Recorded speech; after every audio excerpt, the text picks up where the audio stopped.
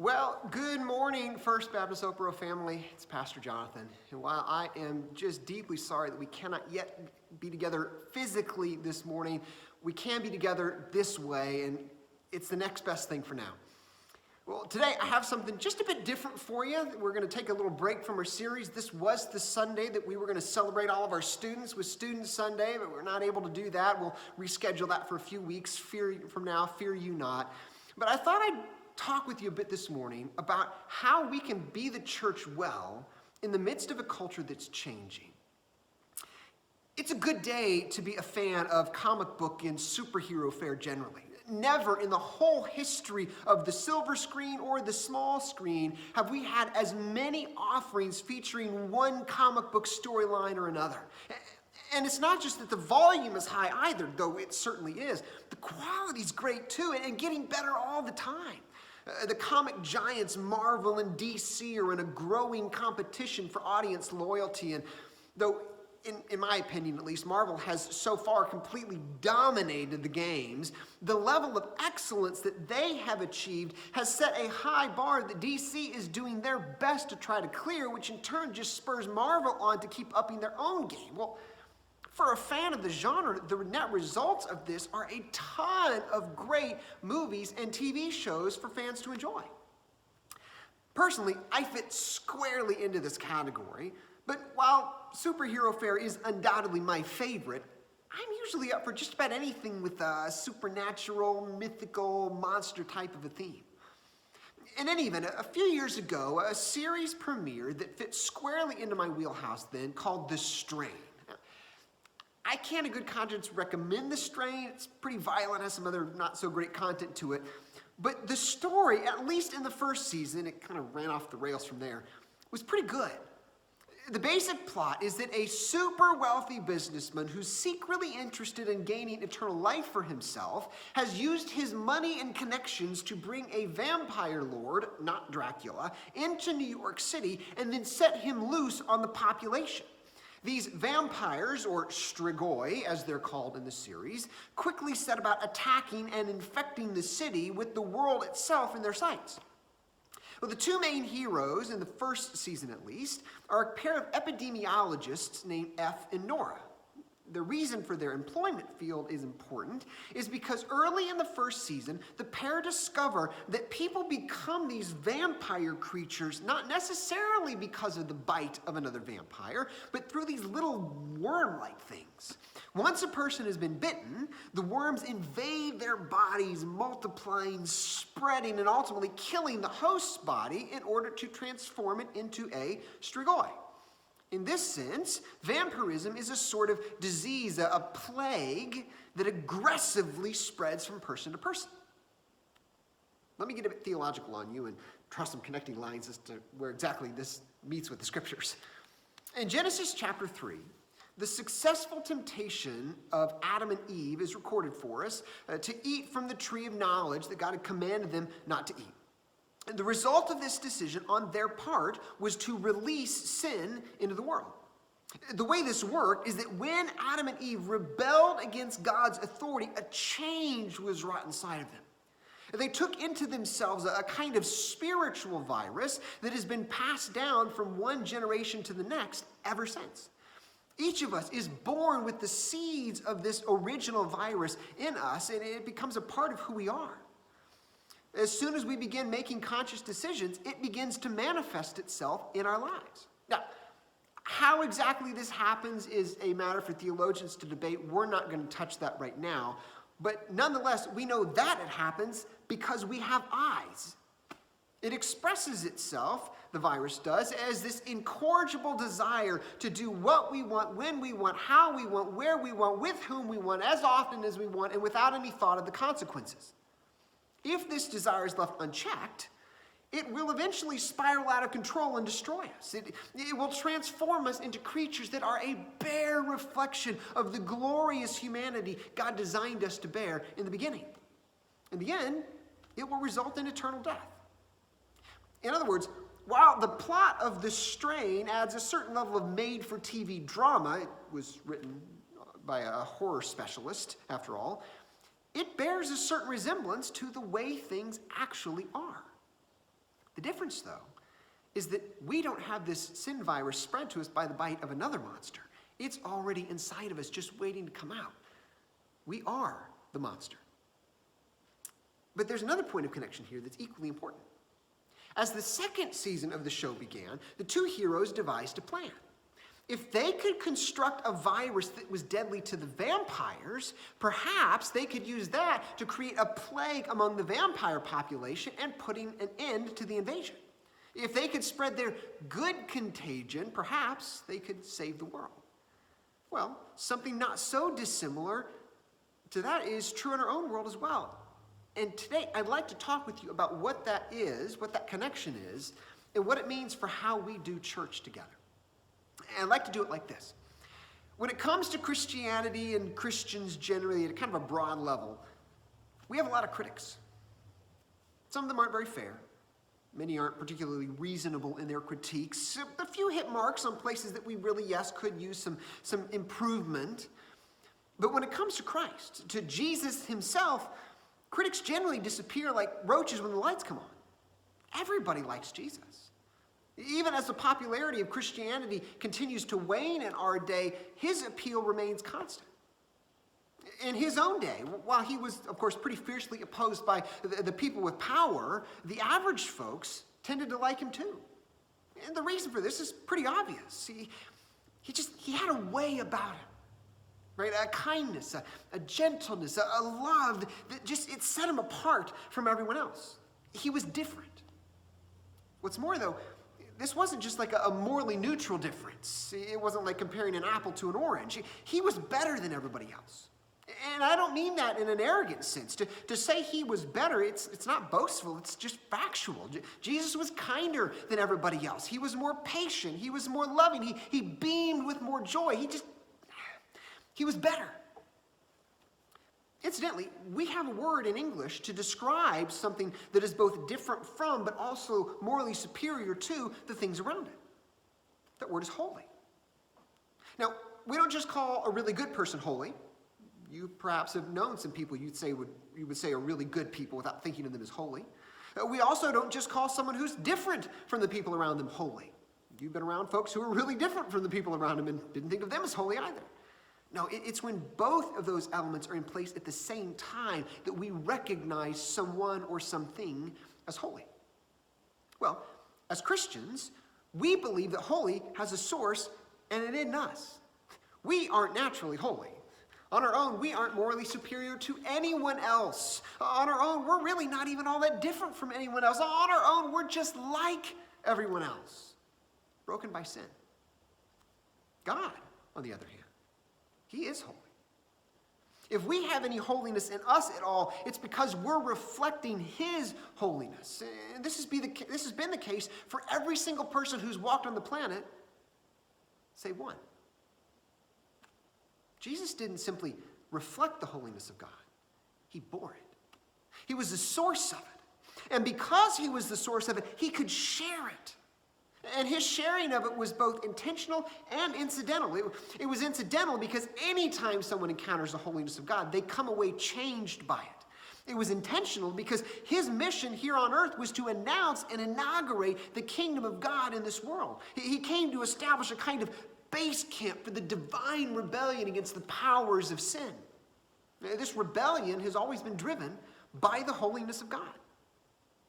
The world apart from God, it's gray. It's flat, it's dreary, there's no real beauty in it. It's all death, no life. It is all unrighteousness and injustice. The holiness of God, though, looks very different from this. It's the opposite of the world at every point. Right? It's fresh and joyful and alive and beautiful and creative and interesting and right and true. It's all of the things that make God God, all balled up into one single package. It is in every possible way the antidote to the soul poison of sin in our lives. Sin demands that we conform.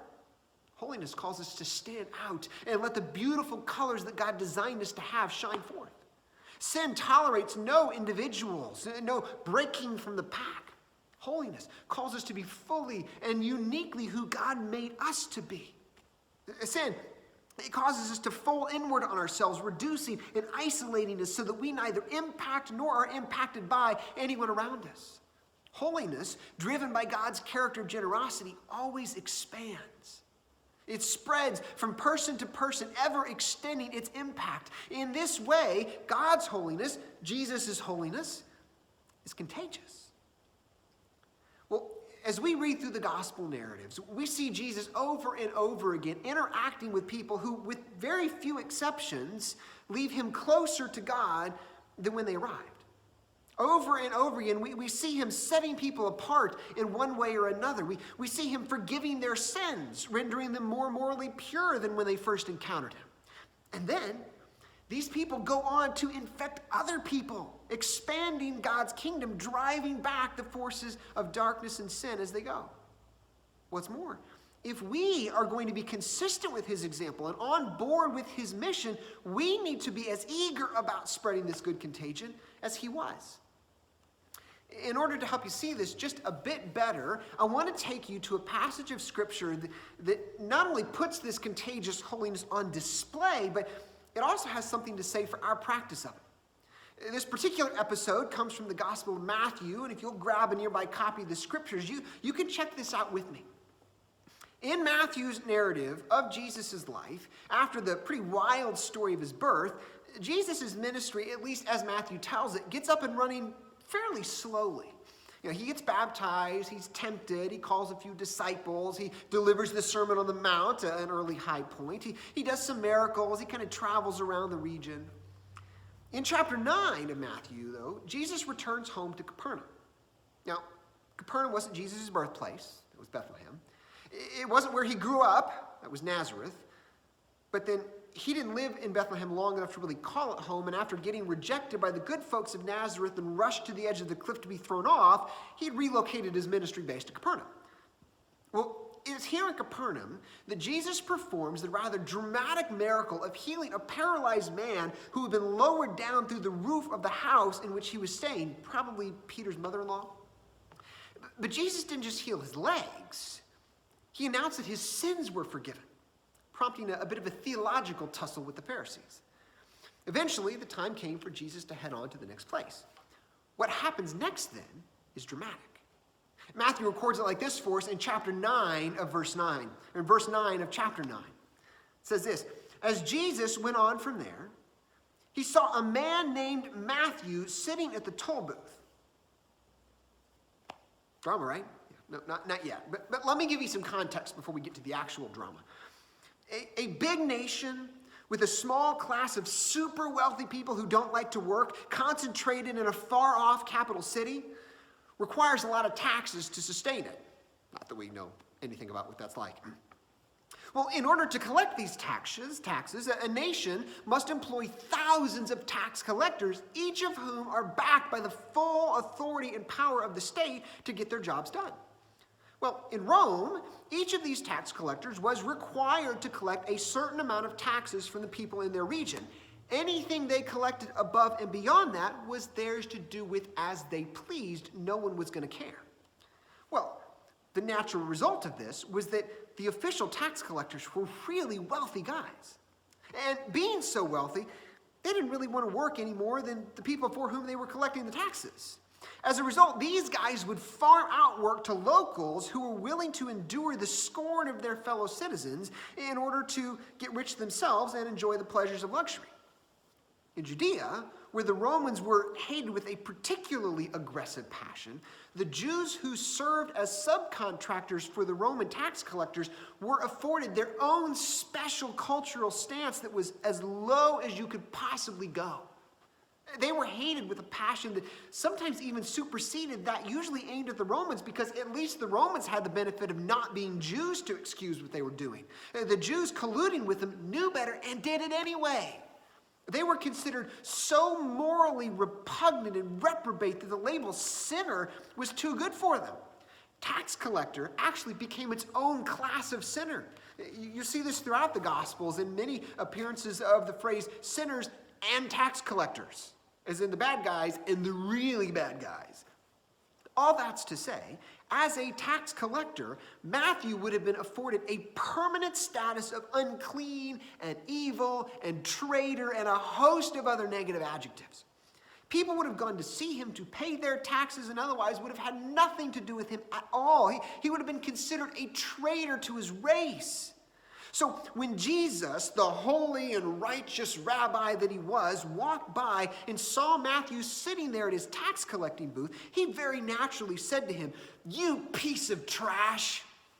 I can't believe you would turn your back on your own people in favor of a temporary lifestyle of luxury provided by the forces of evil of this world.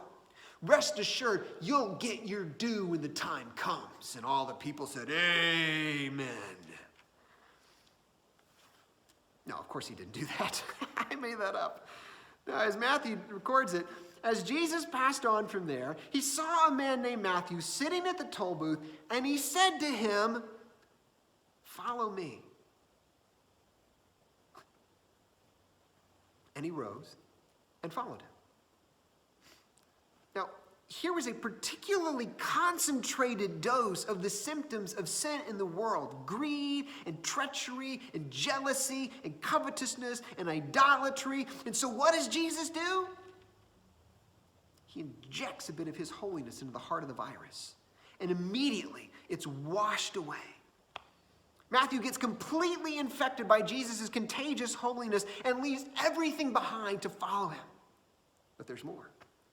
Luke records that after this happened, Matthew threw a huge party for all of his friends so that he could introduce them to Jesus too. And exactly what kind of friends do you suppose somebody who is a tax collector, a member of the lowest cultural class among the Jews, had that he could invite to such a party?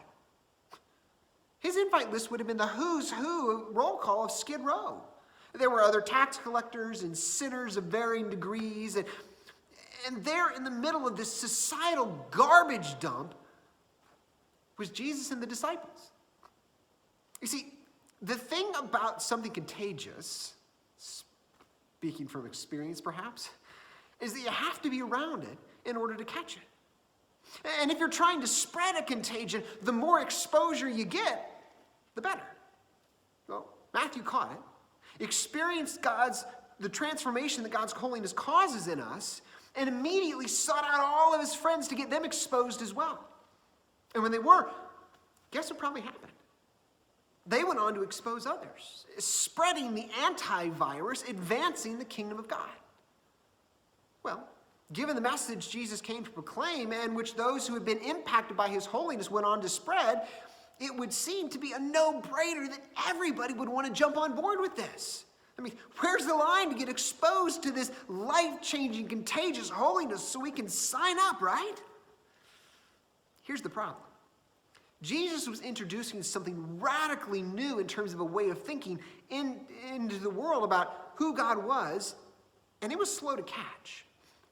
Now, a careful reading of the Old Testament through the lens of Christ reveals that God actually hadn't changed at all. Indeed, he was pretty clear in the formation of Israel that he was all about establishing a kingdom base camp from which the contagious holiness that he was injecting into them could be spread throughout the world, driving back the forces of sin, making everyone's life better.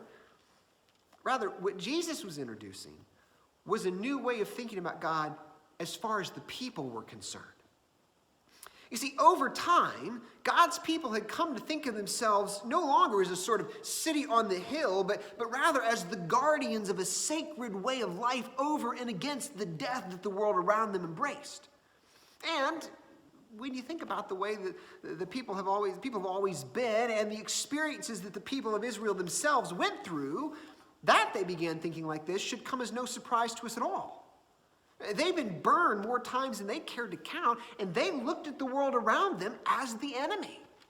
Now, if somebody wanted to come and join them, that was great and all, but they had to jump through the appropriate hoops first, which grew increasingly narrow the closer to the truth that you got.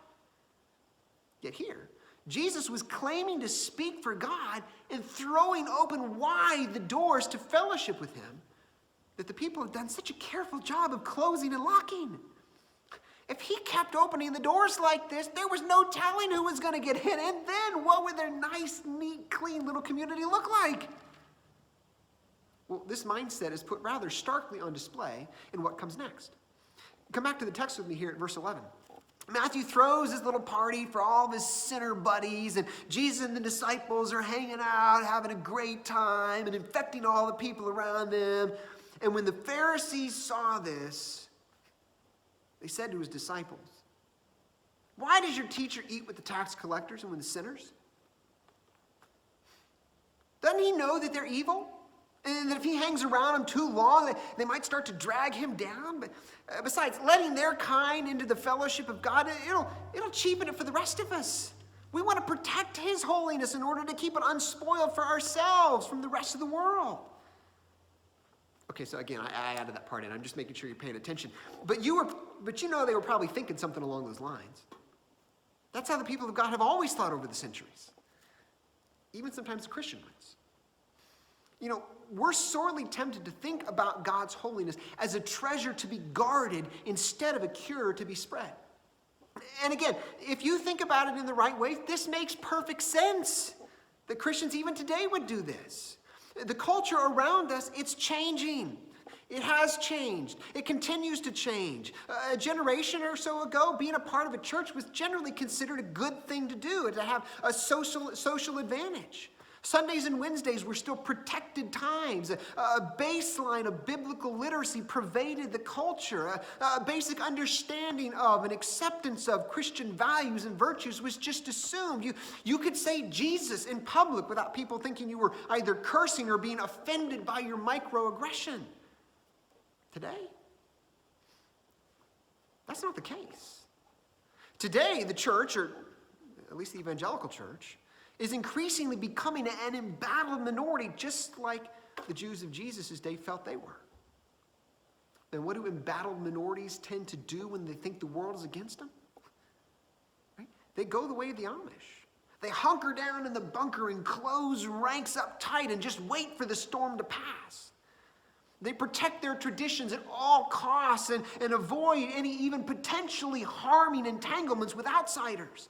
They forcefully expel any members from their group who get too cozy to the broader culture. This is exactly what the Jews were doing under the Romans and what we are far too often doing in our culture today. Maybe sure, we still proclaim the good news. We understand we should do that, do it for the godless, but we tend to do it from the safety and comfort of our bunkers. And again, there are lots of reasons for this, but the fact that we do it at all is the problem. And as it turns out, Jesus had a response for this. Look at verse 12. Now when he heard this, he said, it's not those who are well who need a doctor, but those who are sick. Go and learn what this means. I desire mercy and not sacrifice. For I didn't come to call the righteous, but sinners.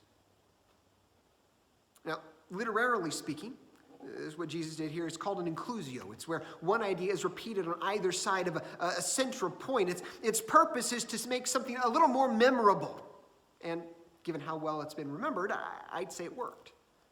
In other words, though, what Jesus is sarcastically saying to the Pharisees is this: folks who are already straight with God don't need me. If you're straight with God, you don't need me. I'm going after those who are all torn up by sin in order to make them well by exposing them to the transformational holiness of God. I came to draw them nearer to God.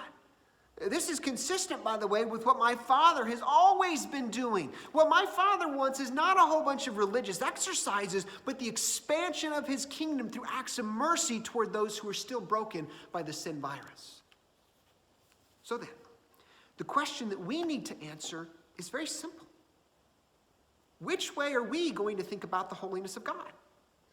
Are we going to follow the lead of the Pharisees and many churches today who, by the way, are endeavoring to work out their love for God? They're just driven by some wrong ideas about him. Or are we going to follow the example of Jesus and work our hardest to expose as many people to his holiness as we possibly can? Now, the answer to this may seem like it should be obvious, but let's not jump to any conclusions too fast, because our answer has implications that we may or may not like. For instance, what does it mean if we're going to follow the lead of the Pharisees? That we're all evil? No. It'll likely mean that we'll have really close-knit church communities. Outsiders will occasionally break in, and some of them will stick, but on the whole, we'll stay a pretty consistent size. We'll keep doing the same things over and over again each year, and they'll have about the same impact. We might develop a reputation in the community as being a place where everybody has everything together, but where broken folks aren't really welcome. It'll be really comfortable for us. It'll be safe. It'll be familiar. Most everybody in our church will talk about what a great place it is. But our real impact for the kingdom of God will be negligible. We'll celebrate a few small successes wildly out of proportion to their size, and we'll see very little real life change happen. People won't necessarily move away from Jesus, but they won't really move in his direction either. We'll keep ourselves fairly well inoculated from the sin virus wreaking havoc around us, but that'll be about the extent of our work. Now, Jesus' approach can be easily made to sound a great deal more exciting than the Pharisees' approach, but let's make no mistake, it's a whole lot messier. It means getting out into the community and getting involved with folks who aren't like us. We'll encounter folks whose lives are messy. That doesn't mean, by the way, that our lives aren't messy too. They are. We just tend to have well-developed church filters so that, the mess doesn't hang out there in front of everybody where they can all see it. They may not have those, meaning that we'll probably see and have to deal with their messes. It means that folks may connect with us who have neither connection with nor understanding of our traditions and history. They won't know how we do things around here, and they won't really care. It'll mean that we might have to change the way we do some things. Most of all, we'll start doing fewer things in-house and start doing a whole lot more of them out there, because that's where the people are who need the healing that only the gospel can bring.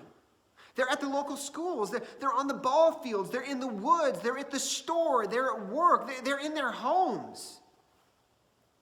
Now, not all that long ago, we could rely on them coming to us, which allowed us to create really comfortable places for them to come. Now they don't. We've gotten back to the way things had always been before. That is, we have to go to them. But we can't go to them in the ways that we used to. Those aren't likely to work well anymore. Home visits and cold calls are more likely to drive people away than enable them to connect. People today connect through shared mission and by experiencing together the love of Christ in practical ways right where they are. We serve the God who seeks us with such a passion that he came to earth himself in order to save us. When our culture was so thoroughly Christianized that people came to church because they felt like they were supposed to, which was, believe it or not, an exception to the general rule of the last 2,000 years, even in the West, we forgot that in the Great Commission, Jesus told us to go, not stay and wait for them to come to us. But for a tiny slice of history, that happens to be when most of us have lived the most impressionable times in our lives. People have never naturally sought out or come to the church. The church was out among them, spreading the contagious holiness of God intentionally. And from those efforts, they caught it and connected. This was and is the way of Jesus. Now, is this approach harder than the way of the Pharisees? Yeah, of course it is. But the results are far more in line with what he was doing than anything the Pharisees ever mustered, whether those were the Pharisees of the first century or the 21st century. Our world is deeply infected by the sin virus that Adam and Eve unleashed on humanity. The only cure is found in the contagious holiness of Jesus. If we want to be on board with that and with what he came to do, then we need to be spreading it too. Jesus' holiness is contagious.